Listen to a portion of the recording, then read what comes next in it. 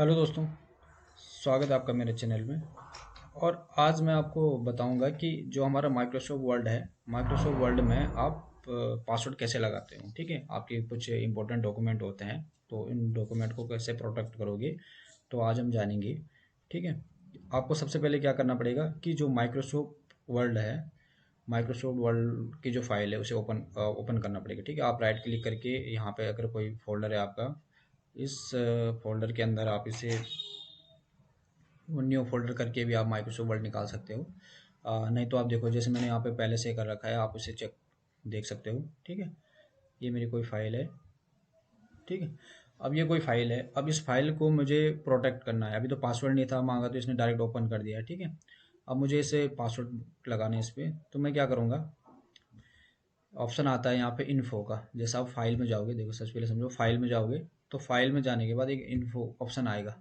Info option में जाके बहुत सारे ऑप्शन आएंगे, तो आपको जाना है प्रोटेक्ट डॉक्यूमेंट में। तो प्रोटेक्ट डॉक्यूमेंट में जब जाओगे, तो प्रोटेक्ट डॉक्यूमेंट में यहाँ पे एक इनक्रिप्ट विद इनक्रिप्ट आएगा। ठीक है, इनक्रिप्ट विद जो डॉक्यूमेंट है आपके, यहाँ पे आपको पासवर्ड डालना है। जैसे आपने, ठीक है, पासवर्ड डाल दिया आपने, उसके बाद अगेन पासवर्ड डालना है।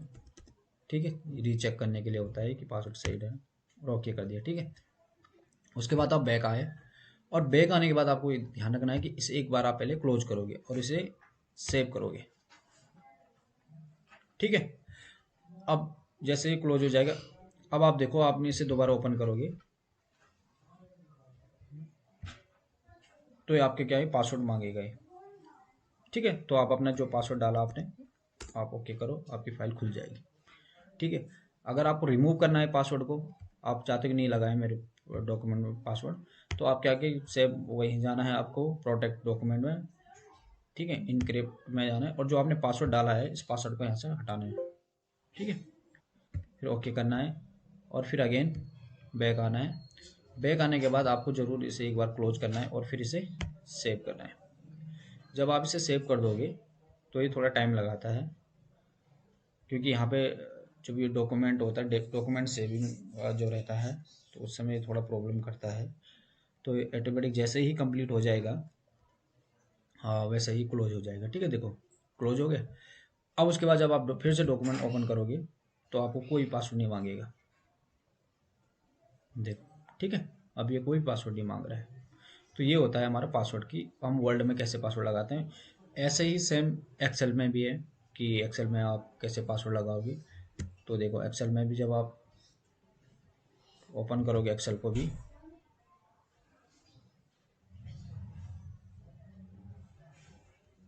ठीक है, जब आप एक्सेल को ओपन करोगे, तो आप सेम, आपको जैसे आप वर्ल्ड में गए थे वैसे ही इसमें जाना है आपको। एक्सेल में, एक्सेल में प्रोटेक्ट में जाना है। प्रोटेक्ट के बाद आपको क्या रहेगा यहाँ पे, इनक्रिप्ट, इनक्रिप्ट विद पासवर्ड। और इनक्रिप्ट विद पासवर्ड के साथ जो आपको, जैसे मैंने वर्ल्ड पे बताया, सेम वैसे ही पासवर्ड डालना है। बट एक चीज़ का ध्यान रखना जरूरी है कि आप जब भी आप पासवर्ड डालते हो, उस पासवर्ड के बाद आपको यहाँ से क्लोज करना है, और क्लोज करने के बाद उसे सेव करना है। ठीक है, जब आप रिमूव भी करते हो, तो तब भी आप उसे क्या करोगे, सेव जरूर करना होता है आपको।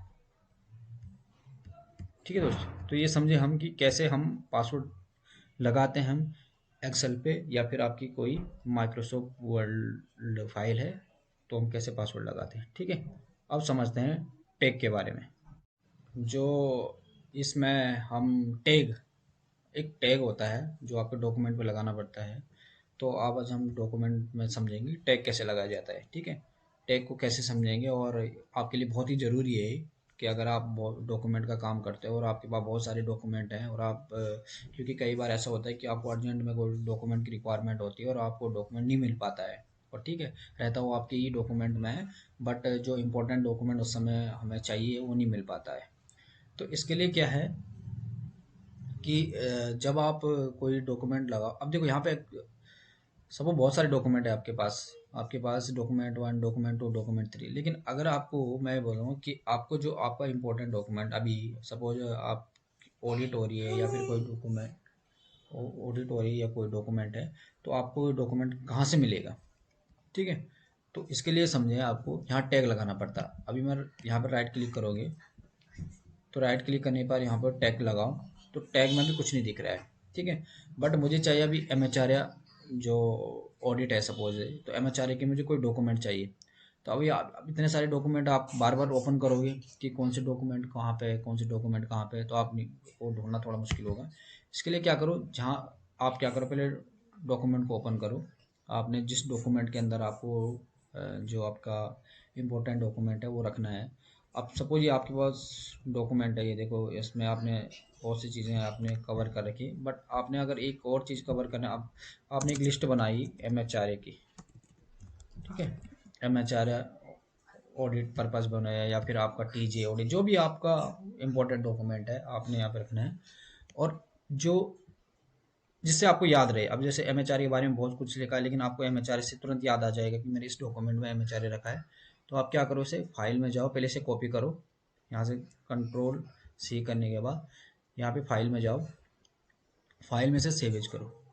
जब आप फाइल में सेवेज करोगे तो आपकी जो डॉक्यूमेंट फाइल है, जिस डॉक्यूमेंट फाइल में उसे आप सेव करना चाहते हैं, ठीक है, उसे आप ओपन करो। ओपन करने के बाद तो क्या होगा, डॉक्यूमेंट फाइल जब ओपन करोगे तो यहाँ पे एक टैग ऑप्शन आएगा, टैग। तो आप क्या करो, जो आपने एमएचआरए लिखा है उस एमएचआरए को यहाँ पे पेस्ट कर दो, ठीक है, टैग में। और टैग में जब आप पेस्ट कर लोगे तो टैग में पेस्ट करने के बाद इसे सेव कर दो, ठीक है। और इससे आप वापस बाहर आ जाओ,